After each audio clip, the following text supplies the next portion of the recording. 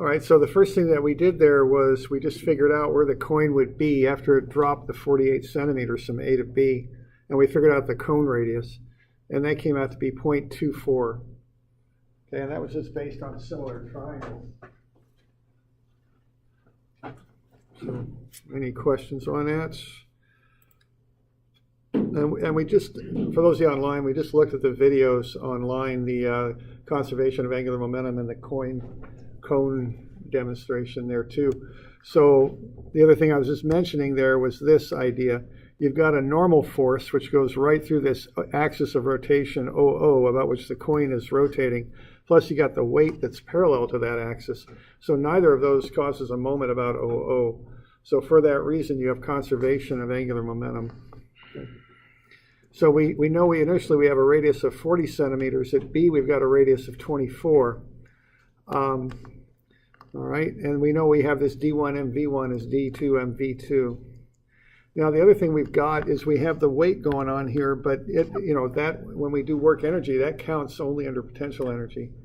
We have a normal force, but that is perpendicular to the motion of the coin as it works its way around. Okay, so the velocity of the coin is coming out of the page at us. That normal force makes a 90-degree angle with it. Even if that velocity is bent down just a little bit, instead of coming straight out, it's dropping just slightly, but still the normal is normal to that velocity. So it doesn't do any work, okay? So if the angle between a force and the motion is 90, no work is done by the force. Okay, for that reason, we've got conservation of energy too. So that's what we've got going on here. All right. So once we have those three pieces of information, conservation of angular momentum, conservation of energy, and that new radius, what we can then do is do a conservation of angular momentum analysis there. The changing distance. Now D here means distance. Really, it's almost like R for radius in this case because it's the distance is the radius from the center, but I'm using D, that's the standard variable. That distance decreases, so if the same amount of angular momentum is held, the velocity goes up. So that VB is higher than the 2 meters per second where it starts. It's 3.33. Now we found that by doing angular momentum, which is basically the moment of a object around an axis. The axis is coming out of the page, so the force, the velocity there is the tangential, the transverse velocity. It's kind of, if you're looking down on it, it's that velocity that is parallel to that plane we're looking down on. Okay, and that's because of the analysis we did was angular momentum. All right, so that's our transverse velocity. The other thing that we did was work energy. So we did a work energy analysis with the potential energy and kinetic energy at A, and then we used B as datum, so that potential energy zeroes out. So then we had it all kinetic energy at that point. So we were able to solve for that second velocity, which is 3.66. That's the total energy, because work energy is a scalar, okay? So that velocity is the total velocity, I guess I should have said, okay? So we've got the total velocity and we've got the transverse velocity. And then if you want to know the rate at which it's dropping, it's just to use theorem of Pythagoras. The total's the hypotenuse of a vector triangle. Transverse is one leg and that rate at which it drops is the other. So you can back into that dropping velocity. It's 1.52.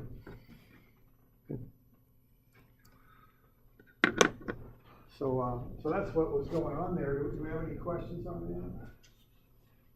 that? Pretty good with that.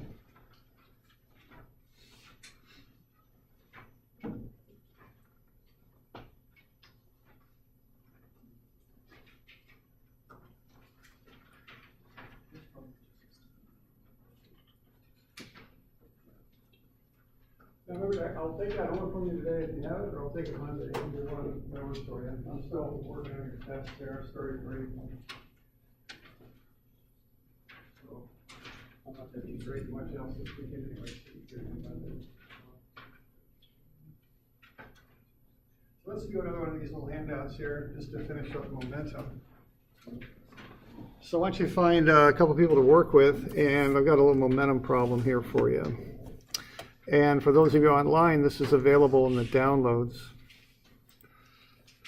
They look something like that. So this motion all occurs on a flat table. There's no elevation change at all.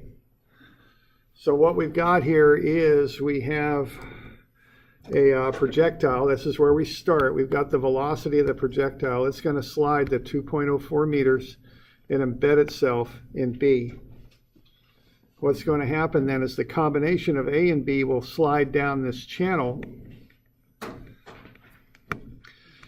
Okay, and then they're going to embed themselves in C, and then once they embed themselves in C, the whole assembly is going to start to move. Okay, and what it's going to do here is it's going to rotate about the axis O is what it's going to do. So you're going to have ABC over here, which is one unit that rotates, and D over there. So what you're going to see is a little bit of transformation there of a linear momentum into an angular momentum. So that's one of the actions that's going to occur here that you're going to want to be aware of. All right. So what you're going to have there is essentially the object there, A and B, moving, contacting C, and then this whole assembly will start to rotate. As ABC rotates, so does D. D and ABC are connected by that rod. So, and there's a pin joint of some type right in here. So everything will rotate about that point. So what we want to do here is to figure out a few things. Now this is a momentum kind of problem, so it isn't like a work energy problem where you just look at the endpoints. You do have to do this in a step-by-step fashion. So what I'd like you to do is start working through this thing. And first tell me the velocity of A just before striking B, and then the velocity of AB just after A strikes B, the velocity of AB just before it strikes C, and then the angular velocity of the whole assembly just after impact, and then how long it takes for the assembly to stop moving. We do have some friction going on here, and as I say, this whole motion occurs on a flat table. There is no elevation change here. All right. So why don't you find somebody you could work with? Yeah, question there? Where is the friction being applied? Is it everywhere? Yeah, friction. This is like on a table, and that's the coefficient of friction for everything. Yeah. Okay. All right, so why don't you, as you work through this, you'll use different methods. Think about which method is most efficient. You can check your answers with me as you go through. Okay, for those of you online, this is in Moodle, so I'll pull that up for you in just a second, what it looks like. Okay. All right, so what it is online, it's right here, the angular momentum problem. Okay, so that'll be available to you if you're online. And when you open that up, it should look something like that, okay? And it should be kind of self-explanatory. Well, you can read through it and kind of follow what to do. So step by step, we want to work through these different steps here. If you're online, why don't you find the velocity of A just before it strikes B? And why don't you pause the recording before you do that, see if you can find that velocity of A.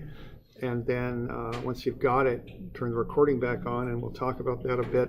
You know, I'll be talking to the people in class here. There'll be a lot of quiet kind of space in there, dead air, I think they call it. So, you know, I probably won't keep recording as I'm walking around. But so why don't you find that velocity of A just before striking B? And why don't you pause the recording before you do that, find that velocity, and then check it on the recording. And we'll kind of do it that way, step by step, just so you can kind of work through that a little bit, okay?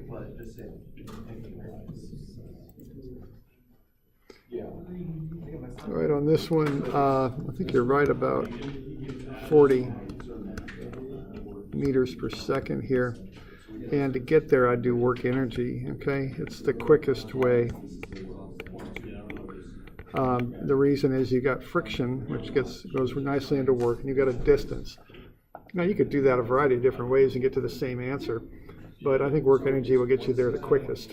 So I probably do a work energy analysis from A to B. All right, now once you get to B, what's going to happen here is you're in a channel.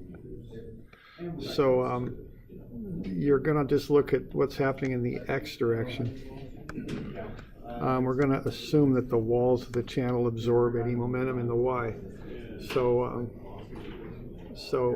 we're just looking at the X direction there. Do a bit of trig and the collision analysis there and see if you can get that velocity coming out. So you could pause the recording and do that here. The other thing I'll mention is, again, motion is happening on a flat table. I had a couple people in class who were looking at this as though this were dropping. It's not. It's on a flat table. It's just moving at an angle in a flat table. So there's no potential energy going on here. It's all just kinetic and work is kind of what's happening there. All right, so you can pause the recording and see if you get the velocity of AB just after A strikes B. And then you can start it up once you got an answer for that. So what's going to happen here, a lot of you are gotten to this place where you're getting to the AB, you're about ready to hit C. And there's a couple little issues you got to deal with there. The basic one is that's linear momentum right there, right? So we'll freeze that. That's a linear momentum of AB coming in to C. But then once it hits C, it starts to rotate. So issue number one is how do you convert that linear momentum that we just looked at into an angular momentum as you rotate? And then issue number two is not only is ABC rotating, but so is D, okay? So we got to handle all that kind of and look at that, how to analyze that. So I think if you do some of your homework, it'll help that 261, 2, 3, and 4, a lot of those problems relate to this a little bit. I can't remember which numbers, but at least a couple of them do. So have a look at those, and on Monday we'll cover this a little bit more. We'll have you work on it a bit more on Monday, okay? This will be due maybe Friday of next week or something, okay? All right. All right. So when you do this analysis in here, you want to do a collision analysis because you've got A coming in at 40 meters per second. It's going to hit B, and that's a collision. So when I'm thinking about that stuff, I'm thinking of momentum. Now the one thing on that is it's coming in at an angle, so you have to account for that. All right. We're going to assume that if we use this XY axis system, that the Y impulse, I guess you might say, is absorbed by the wall of that channel that B is sitting in. So really it's only the X impulse and momentum that we're going to work with. So you should be getting to about 8.66 on that, I think. Okay. So something like that just after A strikes B.